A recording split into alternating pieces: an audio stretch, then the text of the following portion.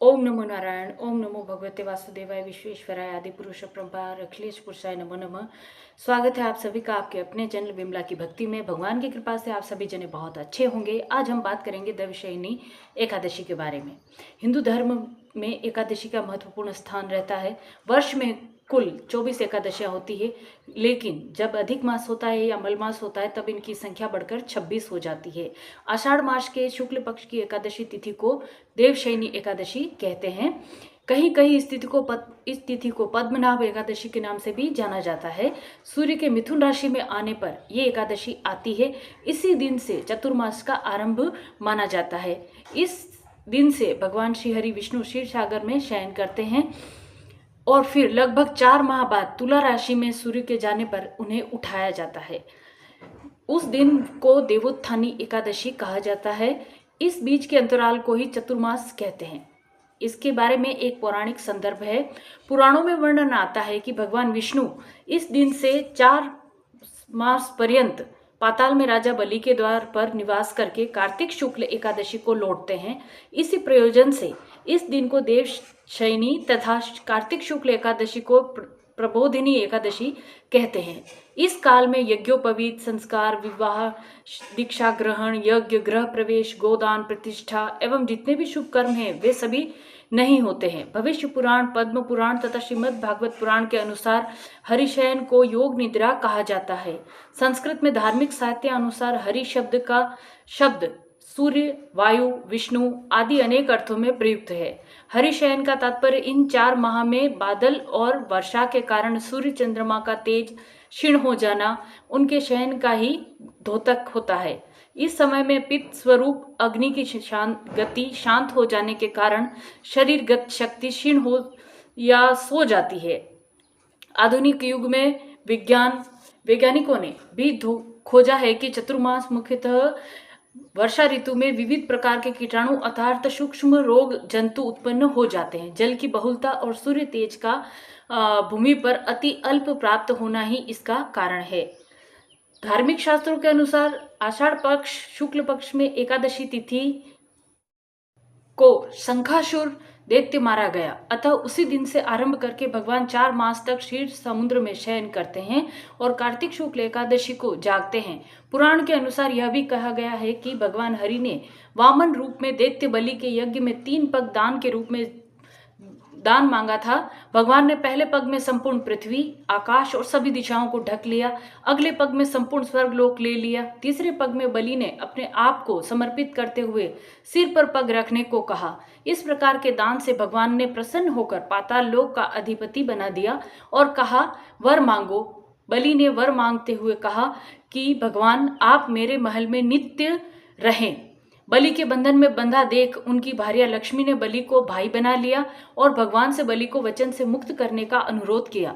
तब इसी दिन से भगवान विष्णु जी द्वारा वर पालन करते हुए तीनों देवता 4-4 माह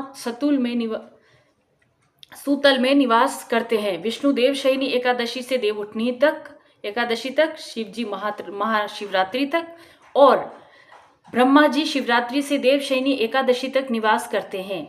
अब बात करते हैं देवशयनी एकादशी के महत्व के बारे में। इस एकादशी को सौभाग्य की एकादशी के नाम से भी जाना जाता है। पद्म पुराण का दावा है कि इस दिन उपवास करने से मनुष्य जानबूझकर या अनजाने में किए हुए पापों से मुक्ति मिलती है।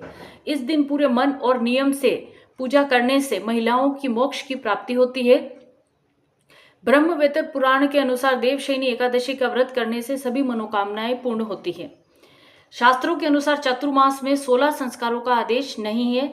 इस अवधि में पूजा अनुष्ठान, घर या कार्यालय की मरम्मत, गृह प्रवेश या कोई भी नई चीज खरीदना नहीं चाहिए की जा सकती है।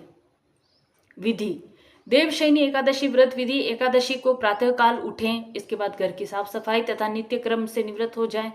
स्नान कर पवित्र जल का घर में छिड़काव करें।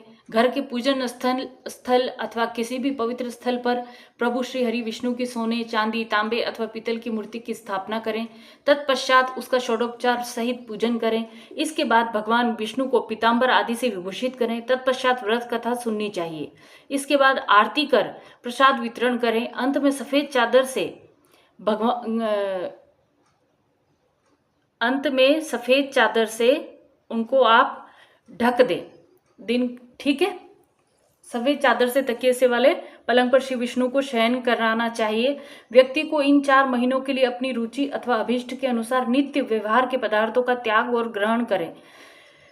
त्यागे आज के दिन किसका त्याग करें? मधुर स्वर के लिए गुड़ का, दीर्घायु अथवा पुत्र पौत्रादि की प्राप्ति के लिए तेल का, शत्रुनाश आदि के लिए कड़वे तेल का, सौभाग्य के लिए मीठे तेल का, स्वर्ग प्राप्ति के लिए पुष्पादि भोगों का। प्रभु शयन के दिनों में सभी प्रकार के मांगलिक कार्य जहां तक हो सके ना करें। पलंग पर सोना, भार्या का संग करना, झूठ बोलना, मांस, शहद और दूसरे का दिया दही भात आदि का भोजन करना, मूली, पटोल एवं बैंगन आदि का भी त्याग कर देना चाहिए। अब इसकी कथा सुनते हैं। वीडियो थोड़ी लंबी हो जाएगी, लेकिन संपूर्ण जानकारी आपको देवशयनी एकादशी की इस वीडियो में मिल जाएगी। एक बार देवर्षि नारद जी ने ब्रह्मा जी से इस एकादशी के विषय में जानने की उत्सुकता प्रकट की। तब ब्रह्मा जी ने उन्हें बताया, सतयुग में मंदाता नामक एक चक्रवर्ती सम्राट राज्य करते थे। उनके राज्य में प्रजा बहुत सुखी थी, किंतु भविष्य में क्या हो जाए यह कोई नहीं जानता। अतः वे भी इस बात से अनभिज्ञ थे कि उनके राज्य में शीघ्र ही भयंकर अकाल पड़ने वाला है। उनके राज्य में पूरे 3 वर्ष तक वर्षा न होने के कारण भयंकर अकाल पड़ा। इस दुर्भिक्ष अकाल से चारों ओर त्राही त्राही मच गई। धर्म पक्ष के यज्ञ, हवन, पिंडदान, कथा, व्रत आदि में कमी हो गई। जब मुसीबत पड़ी हो तो धार्मिक कार्यों में प्राणी की रुचि कहाँ रह जाती है। प्रजा ने राजा के पास जाकर अपनी वेदना की दुहाई दी। राजा तो इस स्थिति को लेकर पहले से ही दुखी थे। वे सोचने लगे कि आखिर मैंने ऐसा कौन सा पाप कर्म किया है जिसका दंड मुझे इस रूप में मिल रहा है। फिर इस कष्ट से मुक्ति पाने का कोई साधन करने के उद्देश्य से राजा सेना को लेकर जंगल की ओर चल दिए। वहां विचरण करते करते एक दिन वे ब्रह्मा जी के पुत्र अंगिरा ऋषि के आश्रम में पहुंचे और उन्हें साष्टांग प्रणाम किया। ऋषिवर ने आशीर्वचनों उपरांत कुशल क्षेम पूछा। फिर जंगल में विचरने व अपने आश्रम में आने का प्रयोजन जानना चाहा। तब राजा ने हाथ जोड़कर कहा, महात्मन, सभी प्रकार से धर्म का पालन करता हुआ भी मैं अपने राज्य में दुर्भिक्ष का दृश्य देख रहा हूँ। आखिर किस कारण से ऐसा हो रहा है? कृपया इसका समाधान करें। यह सुनकर महर्षि अंगिरा ने कहा, हे राजन, सब युगों से उत्तम यह सतयुग है। इसमें छोटे से पाप का भी बड़ा भयंकर दंड मिलता है। इसमें धर्म अपने चारों चरणों में व्याप्त रहता है। ब्राह्मण की अतिरिक्त किसी अन्य जाति को तप करने का अधिकार नहीं है, जबकि आपके राज्य में एक शूद्र तपस्या कर रहा है। यही कारण है कि आपके राज्य में वर्षा नहीं हो रही है। जब तक वह काल को प्राप्त नहीं होगा तब तक यह दुर्भिक्ष शांत नहीं होगा। दुर्भिक्ष की शांति उसे मारने से ही संभव है, किंतु राजा का हृदय एक नरपराध शूद्र तपस्वी का शमन करने को तैयार नहीं हुआ। उन्होंने कहा, हे देव, मैं उस निरपराध को मार दूं, यह बात मेरा मन स्वीकार नहीं कर रहा है। कृपा करके आप कोई और उपाय बताएं। महर्षि अंगिरा ने बताया, आषाढ़ माह के शुक्ल पक्ष की एकादशी का व्रत करें। इस व्रत के प्रभाव से अवश्य ही वर्षा होगी। राजा अपने राज्य की राजधानी लौट आए और चारों वर्णों सहित पद्मा एकादशी का विधि पूर्वक व्रत किया। व्रत के प्रभाव से उनके राज्य में मूसलाधार वर्षा हुई और पूरा राज्य धन धान्य से परिपूर्ण हो गया। व्रत फल। ब्रह्मवेत्ता पुराण में देवशयनी एकादशी के विशेष महात्म्य का वर्णन किया गया है। इस व्रत से प्राणी की समस्त मनोकामनाएं पूर्ण होती है। व्रती के सारे पाप नष्ट हो जाते हैं। यदि व्रती चतुर्मास का पालन विधि पूर्वक करे तो महाफल प्राप्त होता है। तो यह थी संपूर्ण जानकारी देवशयनी एकादशी के बारे में। आई होप आपको ये वीडियो पसंद आई होगी। अगर पसंद आए तो प्लीज़ वीडियो को लाइक, कमेंट और शेयर ज़रूर करें। और मेरे चैनल पर अगर पहली बार हैं तो चैनल को सब्सक्राइब ज़रूर कर लें, ताकि आगे आने वाली ऐसी वीडियोज़ आप तक पहुंच सके। जय श्री कृष्णा। ओम नमो नारायण।